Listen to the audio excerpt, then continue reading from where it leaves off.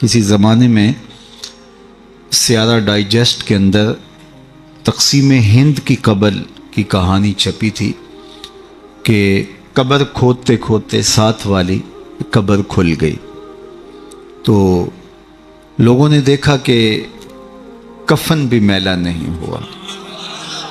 شوق اور جستجو کی چنگاریاں مزید روشن ہوئیں اور ایک اینٹ گری تھی تو دوسری اینٹ خود نکال دی، تو دیکھا کہ اندر تازہ گلاب کھلے ہوئے ہیں۔ خیر قبر کو بند کیا اور جستجو پیدا ہوئی کہ ہم دیکھیں یہ شخص تھا کون اور اس کی نیکی معلوم کریں تاکہ ہم بھی اس صالحیت کے ماحول میں اپنے آپ کو ڈھال کر کے یہ سعادت پا سکیں۔ تو خیر تلاش کرتے ہوئے اس کی بیوہ مل گئی جو بہت بوڑھی ہو چکی تھی، تو لوگ اس کے پاس گئے کہ تیرے شوہر کی قبر یوں کھل گئی اور ہم نے یہ منظر دیکھا، تو تم بتا سکتی ہو کہ وہ کون سا نیک عمل کرتا تھا؟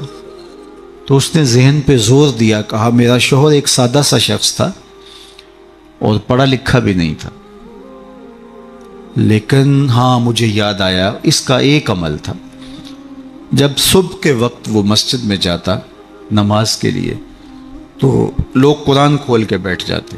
ایک زمانہ تھا لوگ فجر کے بعد قرآن مجید کی تلاوت کیا کرتے تھے، اور گھروں میں بھی صبح کے وقت قرآن ضرور کھلتا تھا۔ اللہ وہ دور دوبارہ پلٹ کے لے آئے ہمارے لیے، اور نوجوانان امت قرآن کا چہرہ دیکھیں فیس بک کی بجائے۔ تو وہ ایک زمانہ تھا، تو جب سارے لوگ قرآن کھول کے بیٹھ جاتے تو اسے بڑی تکلیف ہوتی کہ کاش میں بھی قرآن پڑھا ہوتا، تو یہ بوجھل قدموں سے گھر پلٹتا اور طاق پہ رکھے ہوئے قرآن مجید کے نسخے کو اتارتا، کھولتا، چومتا، پڑھنا تو آتا نہیں تھا، تو ایک ایک سطر پہ انگلی پھیرتا اور کہتا مالک مجھے پتہ نہیں کیا لکھا ہے، جو لکھا ہے حق لکھا ہے۔ پھر دوسری سطر پہ انگلی رکھتا اور کہتا مالک یہ بھی سچ لکھا ہے۔ پھر تیسری سطر پہ انگلی لے آتا، کہتا مالک یہ بھی سچ لکھا ہے۔ تو اس طرح انگلی پھیرتا چلا جاتا اور یہ کہتا چلا جاتا مالک یہ بھی سچ ہے، یہ بھی سچ ہے، یہ بھی سچ ہے، یہ بھی سچ ہے۔ تو شاید اس کی قبر میں جو چراغاں ہوا ہے، اس کی قبر میں خوشبو پھیلی ہے، گلابوں کا موسم تم نے دیکھا ہے، تو قرآن سے محبت کی اس کے سبب ہوا ہے۔ یار جو قرآن مجید کو پڑھنا بھی نہ جانتا ہو، اس کی زیارت کر کے اس اذعان اور یقین کے ساتھ انگلی رکھ کے کہے کہ یہ اللہ کا سچا کلام ہے، تو اس کی قبر میں خوشبوئیں پھیل جاتی ہیں، اور جس نے ساری زندگی قرآن کی خدمت کی ہو اللہ اس کو کتنی رحمتوں سے نوازے گا اور کتنی کرم نوازیاں اللہ اس کا مقسوم کرے گا۔ ابھی حضرت کی عمر کے حوالے سے بات ہو رہی تھی تو مجھے امام ابو نعیم الاصفہانی سے ایک روایت جو انہوں نے حلیہ میں بیان کی کہ جو شخص 70 سال کی عمر میں انتقال کرتا ہے اللہ اس کے بڑھاپے کا حیا کرتے بغیر حساب کے جنت عطا کرتا ہے، اور جو 80 سال کی عمر میں انتقال کرتا ہے اللہ اسے حق شفاعت بھی عطا کرتا ہے، اپنے خاندان کے کتنے لوگوں کی سفارش کر کے انہیں جنت میں لے جائے گا۔ اس لیے ہمارے دین میں بوڑھوں کی عمر کی کثرت کی وجہ سے تکریم کرنے کی تلقین کی گئی ہے، اور ہمارے صوفیہ فرماتے ہیں کہ بڑے کی تعظیم اس لیے کرو کہ اس کی نیکیاں زیادہ ہیں، اور چھوٹے کو اس نظر سے دیکھو کہ اس کے گناہ کم ہیں۔ جب ہم یہ دیکھنا شروع کر دیں گے اور اس طرح سے سوچنا شروع کر دیں گے تو پھر ہمیں کسی شخص میں پاپ اور عیب دکھائی نہیں دیں گے۔ ہمارا مطمع نظر، ہمارا انداز نگاہ یہ ہے کہ ہم دوسروں کی طرف عیب کی نسبت کرتے ہیں اور سمجھتے ہیں کہ ہم دودھ کے دھلے ہوئے ہیں، جبکہ کسی کی طرف انگلی اٹھانے سے قبل یہ سوچنا چاہیے کہ باقی ساری انگلیاں اپنی طرف اٹھ رہی ہیں۔ تو اپنے آپ کو ستھرا بتانے کی بجائے لوگوں کو اس نظر سے دیکھو کہ وہ پاک ہیں، اور اللہ تعالیٰ نے بالخصوص جو میں نے عرض کیا یہ بات ضمناً آ گئی کہ بڑھاپے کا حیا کیا ہے۔ حضرت بایزید بسطامی کی 72 سال کی عمر میں ان کا وصال ہوا، تو جب قبر میں گئے تو بعد میں کسی کو خواب میں ملے تو اس نے کہا کہ سناؤ کیا ماجرا ہوا؟ کہا میرے مالک نے مجھے جب حاضر ہوا تو کہا اے بوڑھے بتا میرے پاس کیا لے کر آیا ہے؟ تو میں نے کہا مالک بادشاہوں کی چوکھٹ پہ جب فقیر آئیں تو شہنشاہ یہ تو نہیں پوچھا کرتے کیا لے کر آئے ہو، فقیروں کو تو یہی پوچھا جاتا ہے کیا لینے آئے ہو، میں تیری رحمت کا سوالی بن کے آیا ہوں۔ اللہ نے بغیر حساب کے میری مغفرت فرما، میری بخشش فرما دی۔ اور جنہوں نے اپنی زندگیاں راہ دین پہ گزاری ہوں، حضرت سیدنا عمر رضی اللہ تعالیٰ عنہ فرماتے ہیں کہ آقا کریم علیہ السلام نے ارشاد فرمایا کہ جس شخص کے مرنے کے بعد 4 لوگوں نے اس کی اچھائی کی گواہی دے دی وہ جنتی ہے۔ 4 لوگوں نے کہا یہ بہت اچھا شخص تھا۔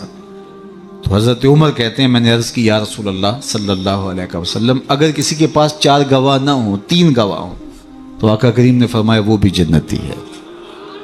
حضرت عمر فرماتے ہیں کہ میں نے عرض کی یا رسول اللہ صلی اللہ علیہ وسلم اگر کسی کے پاس 3 گواہ بھی نہ ہو 2 گواہ ہوں تو آقا کریم نے اس کے لیے بھی یہی بشارت دی۔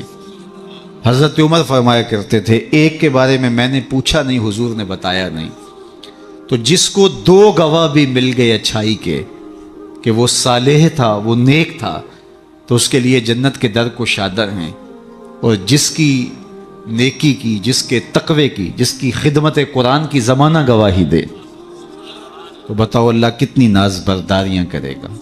جانا تو سب نہیں ہے، یہاں کسی نے بیٹھ نہیں رہنا، 100 سال بھی جئیں گے تو یہاں سے رخصت ہونا پڑے گا۔ کج کلاہوں نے بھی شہنشاہوں نے بھی یہاں سے رخصت ہونا ہے، جن کا طوطی بولتا ہے، جن کے نقارے بجتے ہیں وہ بھی یہاں نہیں بیٹھ رہیں گے۔ موت ہے ہنگامہ آرا کلزم خاموش میں، ڈوب جاتے ہیں سفینے موج کی آغوش میں۔ یہاں بڑے بڑے پہلوان، بڑے بڑے کج کلا اور شہنشاہ باقی نہ رہے۔ کسی نے دیکھا مقدونیہ میں ایک بوڑھی عورت ایک قبر پہ بیٹھی ہے تو کہا کہ یہاں کیا کر رہی ہو؟ کہا یہاں میرا بیٹا سکندر دفن ہے۔ اس نے کہا کہ بڑھیا یہاں کئی سکندر آئے اور چلے گئے، تو یہ دنیا یہاں کسی نے نہیں بیٹھ رہنا، سب نے چلے جانا ہے، لیکن جانے کے انداز بھی نرالے ہوتے ہیں۔ ایک وہ ہوتے ہیں کہ جب جاتے ہیں تو لوگ کہتے ہیں خس کم جہاں پاک جان چھوٹی، اور بہت بات لوگ کریں گے اور مروتاً کچھ کہیں گے بھی، تو بعض کہتے ہیں جی ساڑھے نال تے چنگائی سی، مطلب کیا ہے کہ وہ اچھا آدمی نہیں تھا، سر میرے ساتھ اس نے زیادتی نہیں کی، ہمارے ساتھ تو اچھا ہی تھا۔ تو وہ کیسا شخص ہے کہ جس کے بارے میں اچھائی کے لفظ بولنے کے لیے بھی لفظوں کو تراشنا پڑے کہ لوگ کہیں کہ یہ غلط بیانی کر رہا ہے، اور وہ کتنا خوش نصیب ہے کہ جس کی تعریف کرتے ہوئے بے جھجک لفظ بولنے سے جو ہے وہ انسان شرمندگی محسوس نہ کرے کہ اس کی زندگی اس طہارت میں، اس پاکیزگی میں، اس عفت میں بسر ہوئی کہ اس نے ساری زندگی راہ خدا میں زندگی گزار دی۔ تو جاتے سبھی ہیں لیکن کسی کا جانا سرخروئی کا جانا ہوتا ہے۔ موت کسی کے لیے بھیانک خواب ہوتا ہے اور کسی کے لیے یہ خوشگوار اور خوبصورت انداز ہوتا ہے، وصل حبیب کا ذریعہ ہوتا ہے۔ حضرت بلال حبشی رضی اللہ تعالی عنہ کا جب وقت آخر آتا ہے تو آپ کی زوجہ آپ کے سرہانے بیٹھی تھی، جو ہی سانس ٹوٹنے لگی تو اس نے کہا واہ حسرتا ہو، ہائے افسوس میرا شوہر مجھ سے جدا ہو رہا ہے۔ تو حضرت بلال حبشی نے پلٹ کے دیکھا اور اپنی زوجہ سے کہا یہ تم کیا بول رہی ہو؟ کہا ہاں آپ مجھ سے جدا ہو رہے ہیں۔ فرمایا یہ حسرت برے لمحے نہیں ہے، یہ دکھ کی کہانی نہیں ہے، بلکہ میں تو اپنے آقا محمد عربی سے ملنے جا رہا ہوں۔ تو یہ وصل محبوب کا ذریعہ ہے۔ حضرت یعقوب علیہ السلام، حضرت ابراہیم علیہ السلام کے پاس جب ملک الموت آئے اللہ کی طرف سے پیغام لے کر کے، تو انہوں نے کہا کہ میں قبض روح کے لیے آیا ہوں۔ حضرت خلیل نے کہا کہ عجیب بات ہے، میرا رب مجھے اپنا خلیل بھی کہتا ہے، خلیل کہتے ہیں گوڑے یار کو، تو میرا رب مجھے اپنا خلیل بھی قرار دیتا ہے، اور کیا کوئی یار بھی یار کی موت چاہتا ہے؟ اور تمہیں قبض روح کے لیے بھیجا؟ کہا میں تو حکم کا پابند ہوں، عبد معمور ہوں، بارگاہ عزدی میں دوبارہ حاضر ہوئے، تیرے بندے کے پاس حاضر ہوا تھا، اور یہ میسج ہے تیرے بندے کا تیرے نام کہ کیا کوئی یار بھی یار کی موت چاہتا ہے؟ تو کہا اے اسرائیل پھر جا میرے خلیل کو میرا سلام دے اور کہے کبھی ایسا بھی ہوا ہے یار یار کو بلائے اور وہ ملنے بھی نہ آئے؟ تو روح بے چین ہو گئی، کہا دیر نہ کر جلدی قبض کر لے۔ تو یہ تو اس لمحے کے انتظار میں ہوتے ہیں، موت میں فرق ہوتا ہے. رومی نے بڑی خوبصورت مثال سے دونوں اموات کا ذکر کیا ہے. اس شخص کی کہانی جو اس دنیا میں عیش و عشرت کر کے آخرت کو بھول جاتا ہے، اور اس شخص کی کہانی جس کا مطمع نظر آخرت ہوتی ہے اور وہ اس دنیا کو آخرت کے لیے گزارتا ہے، چونکہ یہ آخرت کی کھیتی ہے. یہ بوائی کا موسم ہے، آخرت کٹائی کا موسم ہے. بوائی کے موسم میں جو کسان مٹی سے مٹی ہو جاتا ہے، سحری کے وقت اٹھتا ہے، کھیتوں میں ہل جوتتا ہے، جڑی بوٹیاں تلف کرتا ہے، بیج ڈالتا ہے، سہاگا دیتا ہے، پانی ڈالتا ہے، تو کٹائی کے موسم میں فصل بھی وہی اٹھاتا ہے. اور جو بوائی کے موسم میں کلف لگے لباس پہن کے گھومتا ہے، آوارگی کرتا ہے، سحری کے وقت اٹھ نہیں پاتا، کھیتوں کو جاتا نہیں، جڑی بوٹیاں تلف نہیں کرتا، تو کٹائی کے موسم کے اندر اس کے ہاتھ کچھ نہیں آتا. یہ مزرع الاخرہ ہے، یہ بوائی کا موسم ہے، آخرت کٹائی کا موسم ہے.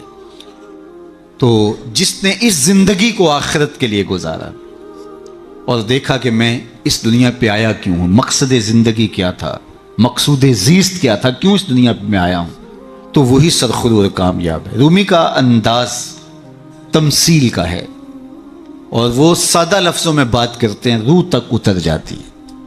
اور یہ ان کو اللہ نے ملکہ عطا کیا ہے. اور یہی کمال ہوتا ہے. یہ نہیں ہے کہ 3 گھنٹے کی تقریر ہو اور نتیجہ کچھ بھی نہ نکلے. بات یہ ہے کہ آپ بات کریں لیکن بات روح میں کھبتی چلی جائے، لہو خورشید کا ٹپکے اگر ذرے کا جگر چیرے. تو حضرت رومی کو یہ فن آتا ہے. وہ سوز و ساز کی کائنات کا بادشاہ، اور وہ تمثیل سے بہت ادق اور دقیق مسائل سمجھانے کا فن جاننے والا. اس بہت بڑی حقیقت کو ایک مثال سے سمجھاتے ہیں. کہتے ہیں دیار مصر میں کوئی علاقہ تھا اور جہاں کا سیاسی نظم یہ تھا کہ وہ سال کی آخری تاریخ کو اپنے بادشاہ کو کسی جنگل میں پھینک دیتے اور پہلی تاریخ کو ساحل پہ آ جاتے. سب سے پہلے ان کے ساحل پہ جو شخص آتا اس کو اپنا بادشاہ مان لیتے. کہیں جمہوری طریقہ ہوتا ہے، کہیں صدارتی نظم ہوتا ہے، ان کا نظام یہ تھا، رکھا تھا. اور جو بھی تخت نشین ہوتا وہ بھول جاتا کہ میرے ساتھ کیا ہونے والا ہے. اس کو پہلے دن بتا دیتے کہ 1 سال کے لیے تو تخت نشین رہے گا اور اس کے بعد تجھے اس جنگل میں پھینک آئیں گے جو جزیرے کے دوسری سمت ہے، اور اس میں موذی جانوروں کا رین بسیرا ہے اور تھوہر اور کانٹے دار درخت ہیں. لیکن وہ بھول جاتا وہ تخت کی لذتیں اور اس کا سرور اور اس کا نشہ ہی ایسا ہوتا، اسے یاد ہی نہ رہتا کہ سال کے بعد میرے ساتھ کیا ہونے والا ہے. اور جو ہی سال کی آخری تاریخ ہوتی زنجیروں میں جکڑ کے ادھر پھینکتے پھر روتا ہے مجھے تم کہاں لے جا رہے ہو.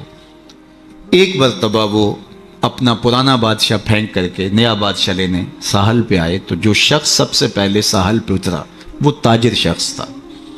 اس کے گلے میں پھولوں کے ہار ڈالے، گارڈ آف آنر پیش کیا. اس نے کہا یہ کیا ہے میرے لیے؟ کہا کہ یہ ہمارا دستور ہے، ہم سال کی پہلی تاریخ کو یہاں سے حکمران لیتے ہیں اور آخری تاریخ کو دوسری جانب پھینک آتے ہیں.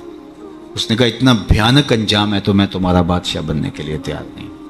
اس نے کہا تو چاہے نہ چاہے باندھ کے بھی تخت پہ بٹھانا پڑا، یہ ہمارا ضابطہ ہے. عجیب کہانی. اس نے کہا میں تو تاجرانہ غرض سے آیا ہوں، میں تو کوئی امور سلطنت اور سیاست سے آگاہ ہی نہیں ہوں. اس نے کہا ہمارے بندے لگے قوانین ہیں، اس کے ساتھ آپ نے کام کرنا ہوگا. اور اس نے کہا ہر صورت میں جو ہے وہ تجھے یہ کرنا پڑے گا. پھنس گیا. اس نے کہا اچھا مجھے یہ بتاؤ کہ سال بھر میری بات تو مانو گے؟ انہوں نے کہا ہاں آپ حکمران ہیں لیکن آپ قوانین میں تحریف نہیں کر سکتے، ترمیم نہیں کر سکتے، تبدیلی نہیں کر سکتے. البتہ آپ کے انتظامی امور ماننے کے لیے ہم پابند ہیں. اس نے کہا ٹھیک ہے کوئی بات نہیں. تخت پہ بیٹھ گیا. رومی لکھتے ہیں کہ جو بھی تخت پہ بیٹھتا اور بغیر کسی محنت کے، بغیر کمپین چلائے، بغیر الیکشن لڑے، تو وہ تو پھر بھول جاتا خوشی سے اور عیش و عشرت کرتا. لیکن یہ پہلا شخص تھا جب تخت نشین ہوا تو اس نے کہا بلدیہ کے ملازمین بلائے جائیں. بلائے گئے. کہا جاؤ اس جنگل میں جہاں بادشاہوں کو پھینک کے آتے ہو وہاں کے کانٹے اور جھاڑیاں کاٹو. اور پولیس کے کمانڈوز بلائے. کہا جاؤ وہاں جا کے جو موذی جانور ہیں ان کو قتل کر دو. معمار بلائے. کہا جا کے وہاں خوبصورت محل بناؤ. مالی بلائے. وہاں جا کے باغ لگاؤ، پھل لگاؤ، پھولدار، سایہ دار، ثمردار درخت لگاؤ. حکومتی مشینری، پوری حکومتی مشینری اس باغ کے کانٹے دار درخت کٹوانے، وہاں کے موذی جانور قتل کروانے، اور وہاں کنویں کھدوانے، محل بنوانے اور پھلدار پھولدار سایہ دار درخت لگانے میں صرف کر دی۔ جب سال کی آخری تاریخ ہوئی تو وہ جنگل جہاں بادشاہوں کو پھینکا کرتے تھے وہ جنگل نہیں رہا تھا، وہ ایک باغ بن چکا تھا۔ اور یہ زنجیریں لے کر آئے تو اس نے کہا مجھے زنجیریں نہ پہناؤ، میں خود چل کے جانے کے لیے تیار۔ اس لیے اس تخت پر بیٹھ کر کے وہ اپنے لشکر بھیج کے وہاں کے کانٹے، وہاں کے تھوہر، وہاں کے موذی جانور، وہاں کے خطرناک جانور جن کا وہاں رین بسیرا تھا ان کو کاٹتا رہا، قتل کرواتا رہا۔ تو اس نے کہا کہ میں خود چل کے جانے کے لیے تیار ہوں۔ رومی کہتے ہیں جو کافر ہے وہ دنیا کے تخت پہ، جو فاسق اور بدکار ہے وہ دنیا کے تخت پہ موج کرتا ہے، اور جب وقت آخر آتا ہے تو اس کو جب زنجیروں میں جکڑ کے لے جانا چاہتے ہیں فرشتے تو وہ کہتا ہائے مجھے کدھر لے جا رہے ہو۔ اور بندہ مومن، بندہ صالح اس دنیا کے تخت پہ آرام سے نہیں بیٹھتا، یہاں بیٹھ کے اپنے اعمال کے لشکر بھیج بھیج کے قبر کے کیڑے مکوڑے ختم کرواتا رہتا ہے، وہاں باغ لگواتا رہتا ہے، اور پھر جب وہ اس دنیا سے رخصت ہوتا ہے تو وہ کیڑے مکوڑوں کا گھر نہیں رہتا بلکہ روضۃ من ریاض الجنہ بن چکی ہوتی۔ اور وہ کہتا ہے دیر نہ کرو مجھے جلدی لے جاؤ، میں خود چل کے جانے کے لیے تیار ہوں۔ ربعی بن حراش ساری زندگی ہنسے نہیں، فرماتے تھے کیا خبر میرا انجام کیا ہوگا۔ جب تک یہ یقین نہ ہو کہ میرا انجام کیا، اتنی دیر تک دھڑکا لگا رہے، ڈر لگا رہے۔ یہ مسلمان کی زندگی ہے، مومن کی زندگی ہے۔ ابھی ملیکہ فرماتے ہیں کہ میں 30 اصحاب رسول سے ملا ہوں، بخاری کتاب الایمان اٹھائیے، 30 اصحاب رسول سے ملا ہوں، اور ہر ایک اپنی آخرت کے بارے میں سخت فکر مند تھا۔ ہم تو 4 نمازیں پڑھ لیں تو ہم سمجھتے ہیں کہ ہمارے جیسا زمانے میں کوئی نہیں، اور بے نمازیوں کو حقیر جاننے لگ جاتے ہیں۔ 30 اصحاب سے ملاقات ہوئی ہے اور یہ ڈرتے رہتے تھے کہ میرا انجام، رنگا رنگ سہیلیاں پرن کڑے پر پریا اس نہ جانیے جس دا توڑ جائے۔ انما الاعمال بالخواتیم، اعمال کا دار و مدار حسن خاتمہ پہ ہے، جس کا اخیر ٹھیک ہو گیا۔ ورنہ کتنے لوگ ہیں کہ زندگی ساری اچھی، انجام بخیر نہیں ہو۔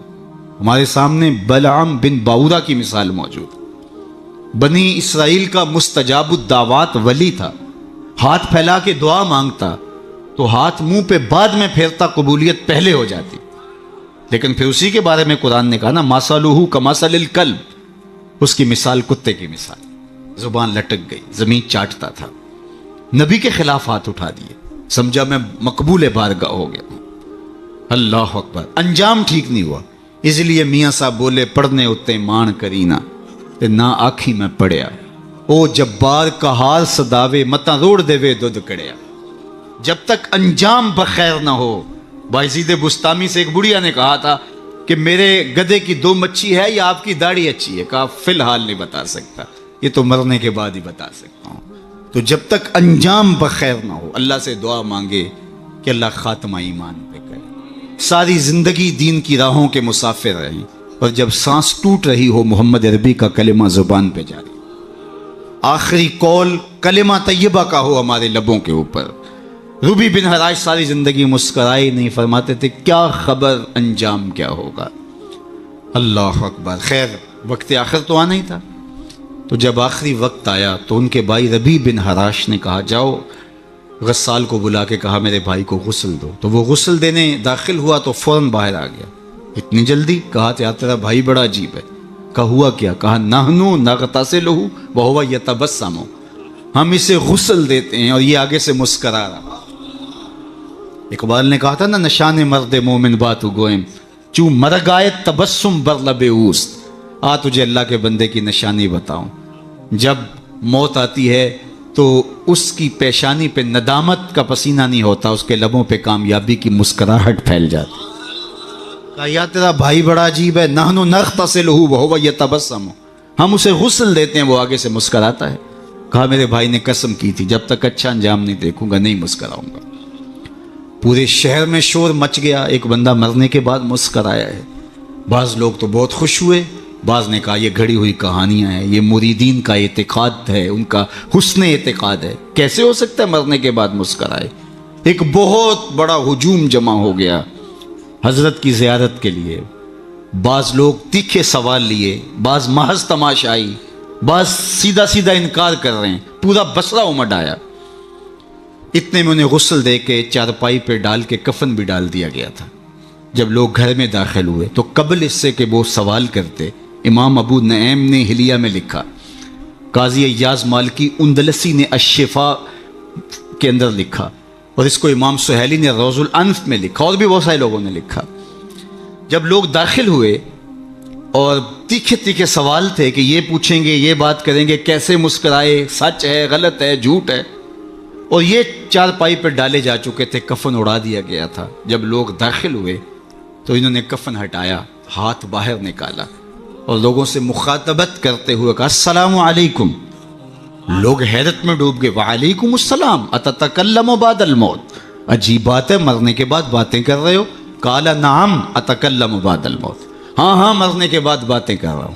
عرش فرش تے بانگا ملیاں تے مکے پہ گیا شور، بلے شاہ سا مرنا نہ ہی تے گور پیا کوئی ہور، فَلَنُحْيِيَنَّهُ حَيَاتًا طیبہ. اور اقبال کہتا ہے فطرت ہستی شہید آرزو رہتی نہ ہو، خوب تر پیکر کی اس کو جستجو رہتی نہ ہو، موت کو سمجھا ہے غافل اختتام زندگی، یہ ہے شام زندگی صبح دوام زندگی. فَلَنُحْيِيَنَّهُ حَيَاتًا طیبہ کا روپ ظاہر ہوا. ہاں ہاں مرنے کے بعد باتیں کر رہا ہوں. لوگوں نے کہا بتا تیرے رب نے تیرے ساتھ سلوک کیا کیا؟ تو ربی بن ہرا جو فوت ہو گئے وہ بول کے کہہ رہے استقبلنی ربی غیر غضبان واستقبلنی بروح و ریحان.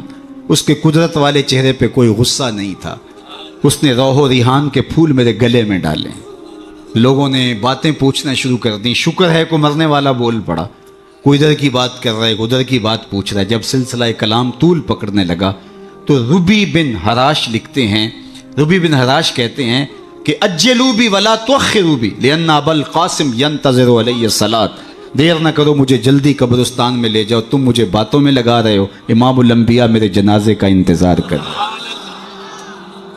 اگر اپنی زندگی اس کی رضا کے مطابق گزارے گا تو تمہارا وہاں انتظار ہوگا. مرنے کا فرق ہے، ہر کوئی مرتا ہے، لیکن یہ مرنا جو یاد الہی میں اپنے آپ کو ڈبو دے، اور مرنے سے قبل جو مر جائے، موتو قبل ان تموتو، صوفیہ تو یہی کہتے ہیں نا کہ مرنے سے قبل مر جاؤ. تو جب مرنے سے ہی قبل مر جائے تو الجبرے کا قاعدہ ہے نا کہ نفی جب نفی سے ضرب کھاتی ہے تو جمع کی صورت میں جواب آتا ہے. تو جو پہلے ہی مرا ہوا تھا، اپنے آپ کو، اپنے نفس کو اس نے مار دیا، اپنی خواہشات کو ترک کر دیا، تو وہ موتو قبل ان تموتو کے زمرے میں تھا. تو پھر موت کو موت آئی تو نفی سے ٹکرائی تو حیات بن گئی. تو یہ حیات طیبہ کی صورت بن کے سامنے آئی اور ابھری. اس لیے اللہ والے قبروں میں جا کر بھی جو ہے وہ ایک حیات طیبہ اور ایک زندگی، پاکیزہ زندگی کا نور پاتے ہیں، اور اللہ تعالیٰ ان کے ذریعے سے لوگوں کی فیض رسانی کا سامان کرتا ہے. ورنہ دنیا کے اوپر آئے، آ کے چلے گئے، آج ان کا نام و نشان بھی نہیں ہے. جن کے طوطی بولتے تھے، نقارے بجتے تھے، آل ساسان 3150 سال ایران پہ حکومت کرتے رہے، آج آل ساسان کا دنیا نام بھی نہیں جانتی.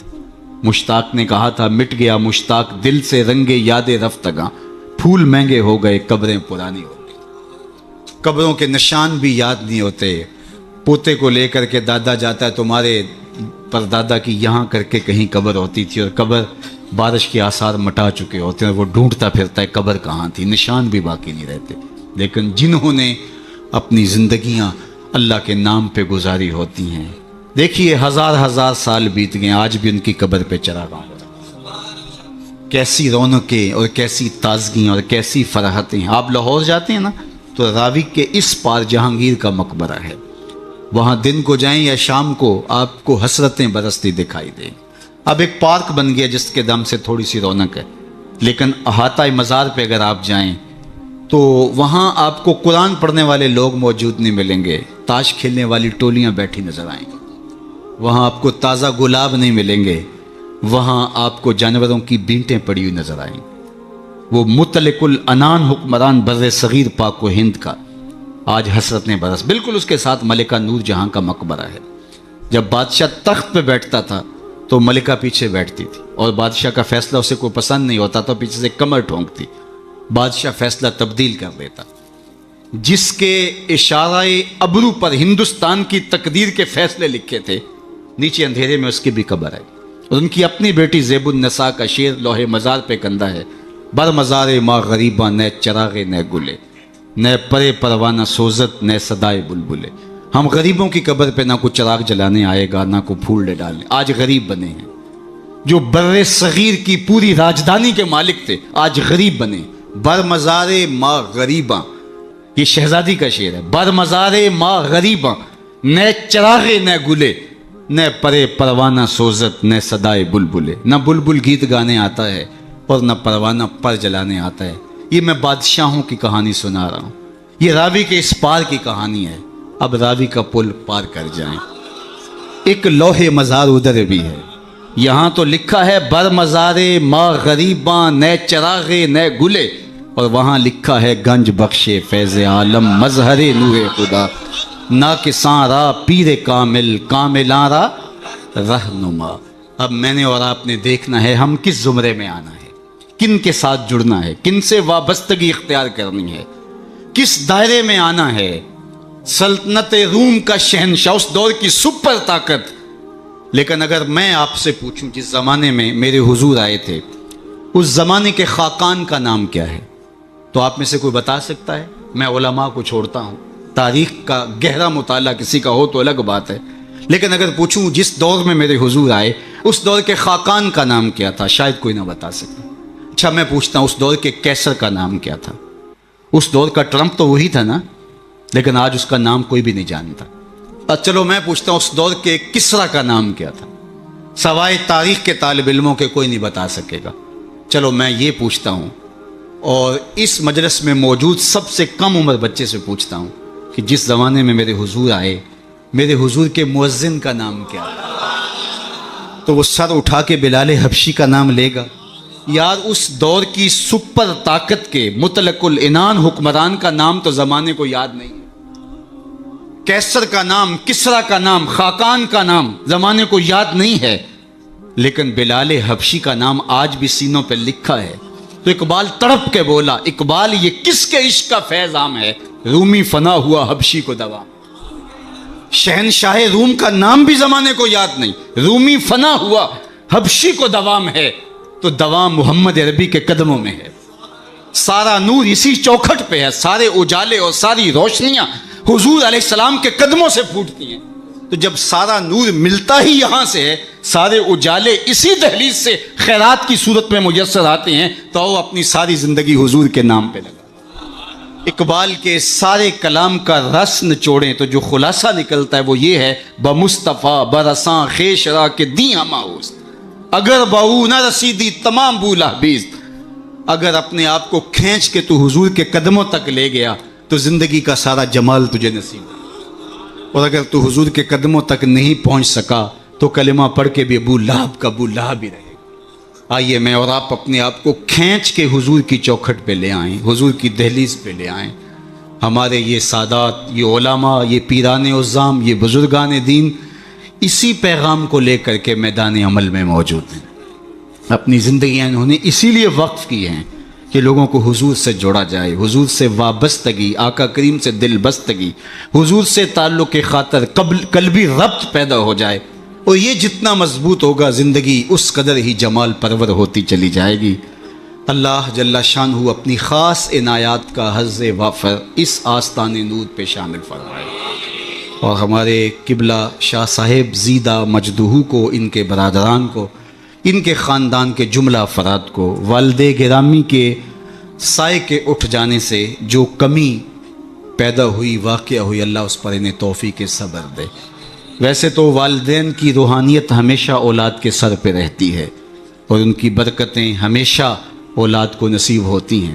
اور اولاد اگر صالح ہو تو ماں باپ کو ان کی برکتیں جو ہے وہ نصیب ہوتی ہیں. جو 3 چیزیں چھوڑ کر جاتا ہے کوئی شخص، جو خاص طور پہ ایک حدیث میں آئی، اس میں وہ ولد صالح یدعو لہ، وہ اولاد ہے جو ماں باپ کے لیے دعائیں کرتی ہے. تو مجھے بتاؤ وہ والد کتنا خوش نصیب ہے جو اس مسجد کے قرب میں لیٹا ہوا ہے، کہ جن کی اولاد اور ان کے ماننے والے ان کے لیے دعاؤں کے سلسلے کو کبھی رکنے نہیں دیتے، اور کس قدر ان کے لیے محبتوں کی خوشبو اور پیار کی مہک ہے جو پھیلتی رہے گی، اور ان کی قبر میں ان کے اپنے جو ہے وہ لے جائے ہوئے اعمال اور قرآن کی محبت اور حضور سے نسبی نسبت وہ ان کے لیے کافی ہے۔ لیکن یہ اولاد کی طرف سے تحفہ روزانہ پھولوں کی شکل میں، گجروں کی صورت میں اور دعاؤں کی شکل میں جو ان کو پہنچتا رہے گا تو وہ کتنے آسودہ ہوں گے، کتنے خوش ہوں گے، اور برزخ کے جہان کے اندر جو ہے وہ اپنے دوسرے لوگوں کو کس طرح فخر سے کہہ رہے ہوں گے کہ یہ آج تحفہ میری اولاد نے مجھے بھیجا، یہ صبح کو بھی بھیجا تھا، دوپہر کو بھی بھیجا ہے، شام کو بھی بھیجیں گے، اور وہ وہاں بانٹتے رہیں گے اور نور و نکھت پھیلاتے رہیں گے۔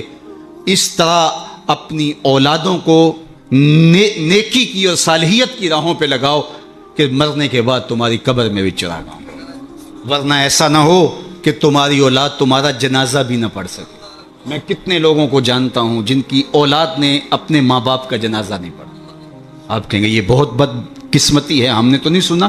ایسے لوگوں کو آپ بھی جانتے ہیں، یہ وہ لوگ ہیں جنہیں جنازہ آتا نہیں ہے، اور ساری زندگی لوگوں کے جنازوں میں رسماً کھڑے ہوتے ہیں، پھر ایک دن وہ رسم اپنے باپ اور اپنی ماں، اپنے بھائی، اپنی بیوی، اپنے بچوں کے لیے بھی ادا کرنا پڑتی ہے۔ اور مجھے بتاؤ وہ شخص کتنا بدبخت ہوگا کہ جو اپنے باپ یا اپنی ماں کے جنازے پہ کھڑا ہو جنازہ نہیں پڑھ پاتا، رسماً کھڑا ہے دکھلاوے کے لیے، اور وہ کتنا خوش نصیب باپ ہے جس کا جنازہ اس کا بیٹا پڑھا رہا ہے، جس کے لیے اس کا بیٹا دعائیں کر رہا ہے، اور اس کا بیٹا اس کے لیے سحری کے وقت اٹھ کے آنسو بہا کے مغفرت و بخشش اور غفران کی التجائیں اللہ کی بارگاہ میں پیش کر رہا ہے۔